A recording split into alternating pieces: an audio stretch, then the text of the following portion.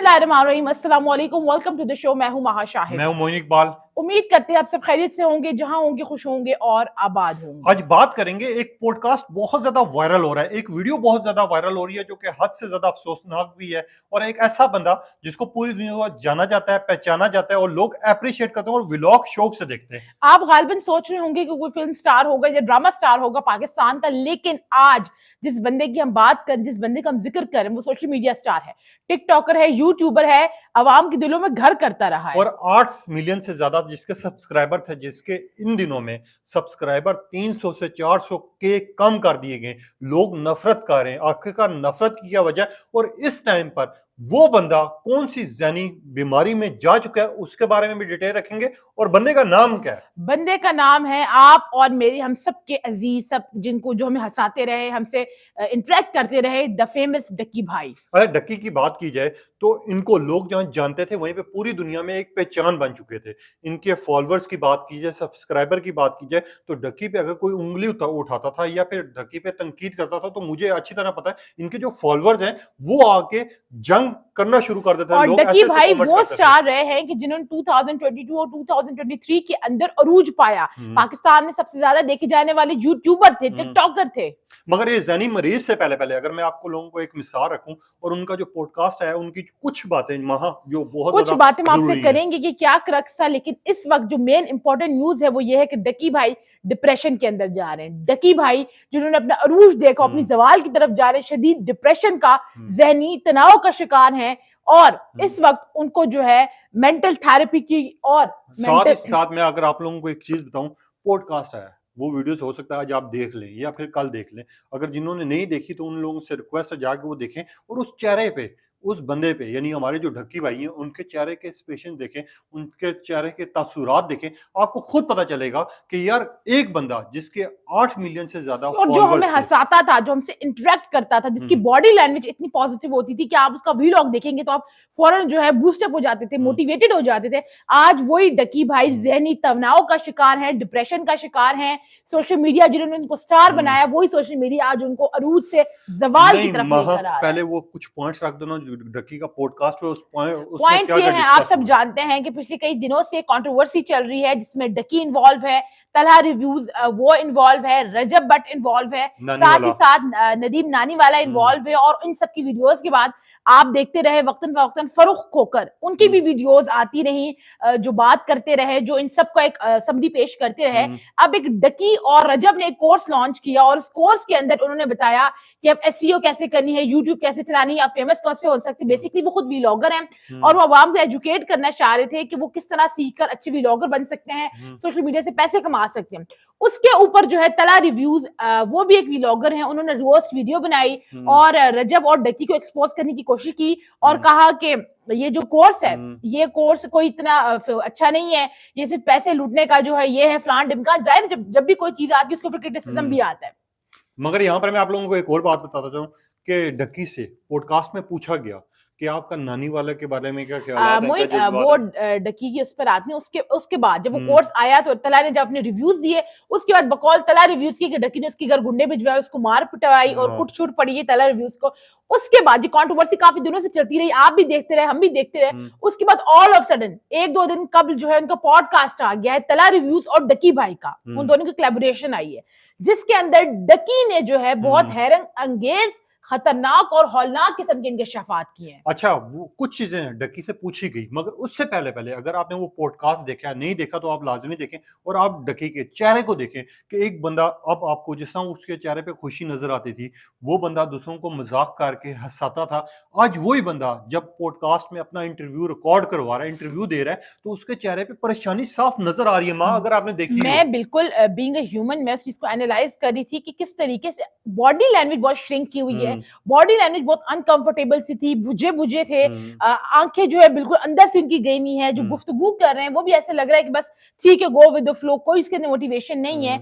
और डक्की को देखकर उनके डिप्रेशन फील ये हो रहा है, जाहिर जो शऊर रखते हैं, अकल रखते हैं, उस चीज का अंदाजा लगा रहे हैं कि डक्की जो है वो आहिस्ते से डिप्रेशन की तरफ जा रहे हैं, मेंटल स्ट्रेस की तरफ जा रहे हैं। और डकी को देख के जो मुझे पहली फील आई, जो मैंने देखा, वो मुझे डॉक्टर आमिर लियाकत, मरहूम डॉक्टर आमिर लियाकत हुसैन, उनका केस याद आया कि किस तरह उन्होंने अरूज पाया और फिर जवाल आया और फिर डिप्रेशन के अंदर जाते हुए बिल्कुल अकेले हो गए और तनहा रह गए। तो डकी की हालत को देखकर मुझे तकलीफ हुई, बहुत कर्ब महसूस हुआ कि वो डकी जिसको हमारे बच्चे हमारे घरों में नौजवान देखते थे एंटरटेनमेंट के लिए, वो डकी आज खुद जो है इस स्टेज पे आ गया है। आमिर लियाकत को एक साइड पे रखो, मैं और आप फेसबुक पे कोई पिक्चर अपलोड करते हैं या कोई भी हमारी माँ बहन या कोई भी हमारे जो दोस्त यार अपलोड करते हैं, पहले तो उसके चैनल पर जितने लाइक और व्यूज आते हैं वो देखते हैं, वो कमेंट्स देखते हैं कि यार हमारी तारीफ हो रही है, बुराई हो रही है। और जब हम अगले दिन देखते हैं वही अगर वीडियो पिक्चर अपलोड करते हैं, व्यूज नहीं आते, तो वो ज़हनी तौर पे परेशान हो जाते हैं कि यार कल तो मेरे इतने व्यूज आए थे, इतने लाइक मिले थे, और उसके अंदर डकी जिनके 8 मिलियन सब्सक्राइबर्स थे, वो 8 मिलियन से 300K 3 लाख सब्सक्राइबर्स कम हो गए। 6 लाख 3 से 6 मतलब ये जो फिगर दी जा रही वो कम हो गए।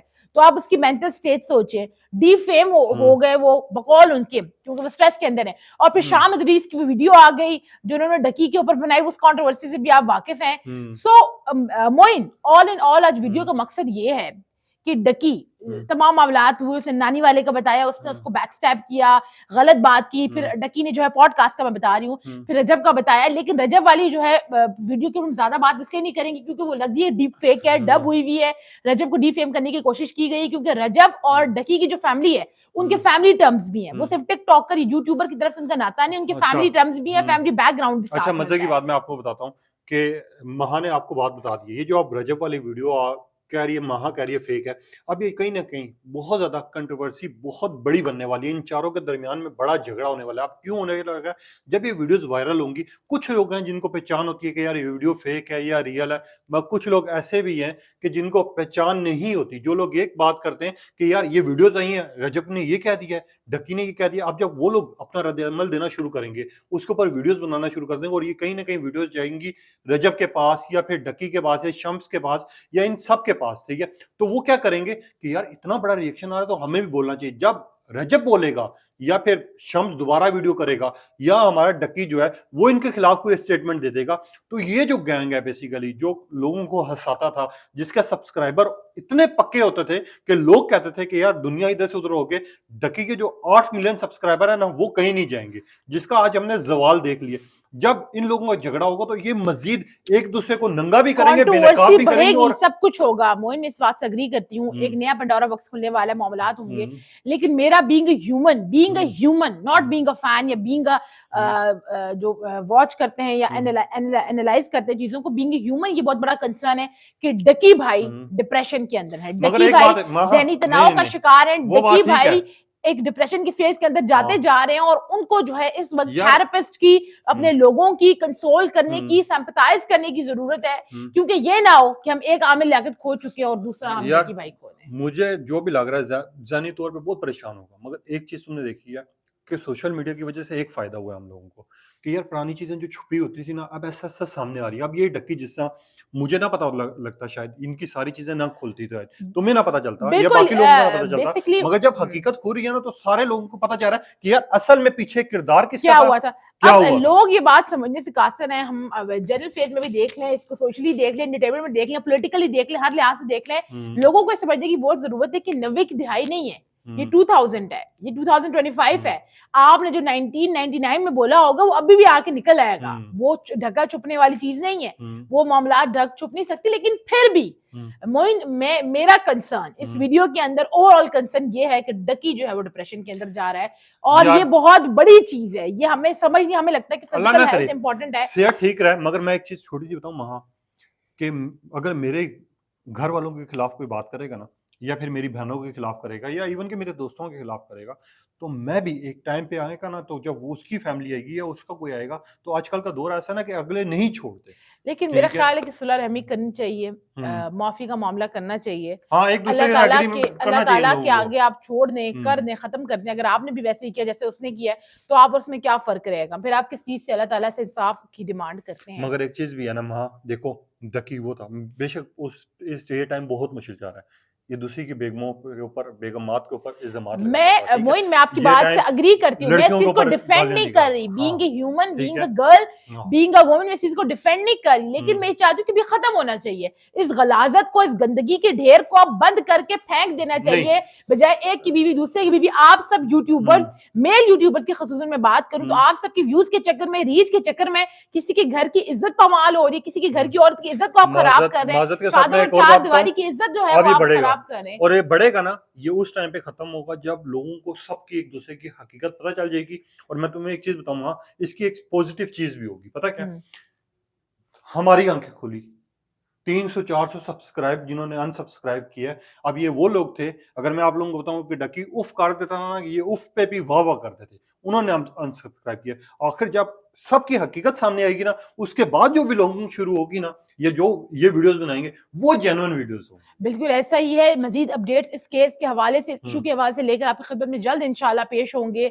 आप लोगों ने भी अपनी राय का इजहार जरूर करना है कि आप लोगों को लगता है कि डक्की वाकई डिप्रेशन के अंदर जा रहा है, या फिर आवाम से सिंपैथी लेने का कोई और नया तरीका है, पब्लिक स्टंट तो नहीं है, क्या लग पब्लिक रहा है स्टैंड या आपको? वो इन्फ्लुएंस तो नहीं है। अपना और अपने प्यारों का ख्याल रखिएगा, कमेंट सेक्शन में राय का इजहार जरूर कीजिएगा। इंशाल्लाह एक नए व्लॉग में आपसे फिर मुलाकात होगी। अल्लाह अल्लाह हाफिज। हाफिज।